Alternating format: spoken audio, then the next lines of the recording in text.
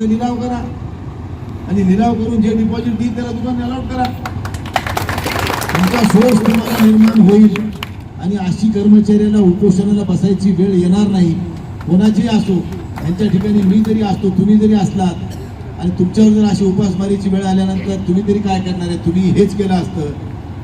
जी वेळ आता पुन्हा येऊ नये यासाठी आपण उपमुख्यमंत्री महोदयासोबत एक आपण चर्चा घडून आणतो तुमची आणि त्या ठिकाणी त्यांच्यासमोर आपण आपल्या सगळ्या व्यथा मांडू.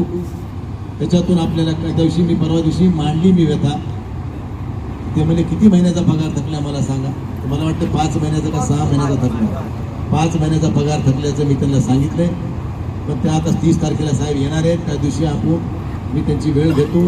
आपले एक शिष्टमंडळ येऊ द्या. त्या शिष्टमंडळाशी आयुक्त साहेब असतील, महापौर असतील, काही स्टँडिंग सभापती, काही नगरसेवक सगळ्याची एक बैठक करून तुमच्या विषयावर काय तोडगा काढता येते त्यांना आपण सगळी त्यांच्यासमोर व्यथा मांडू की बा आमचं हे शहर मागासलेलं शहर आहे. इथं कुठलाही उद्योग नाही.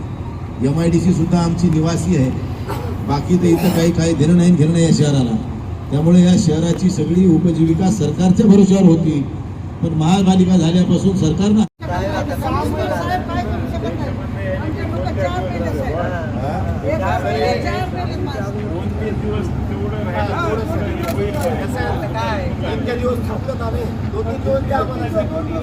अरे पण तुम्ही जिथं अत्यावश्यक सेवा आंदोलनामध्ये करता येत नसतील, पाण्याची सफाईचं आताशी नाही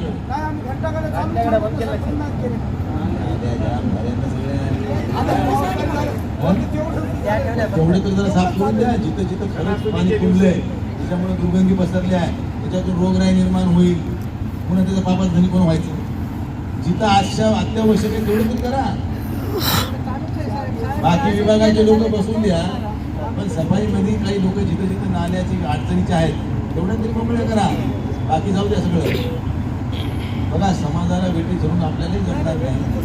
आपल्याला सुद्धा धरलं नाही आणि धरलं नाही मग सगळ्या नाल्या तुंबल्यात ना, त्याचं काय करायचं? साहेब काय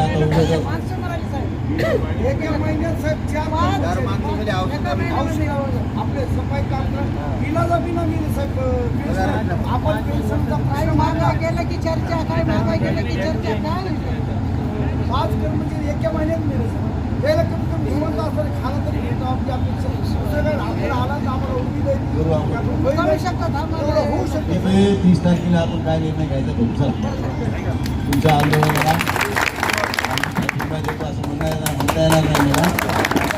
तुमच्या भावना समजून घेऊन मी वरच्या कळवतो, त्याच्यावर मार्ग काढायला विनंती करतो. धन्यवाद.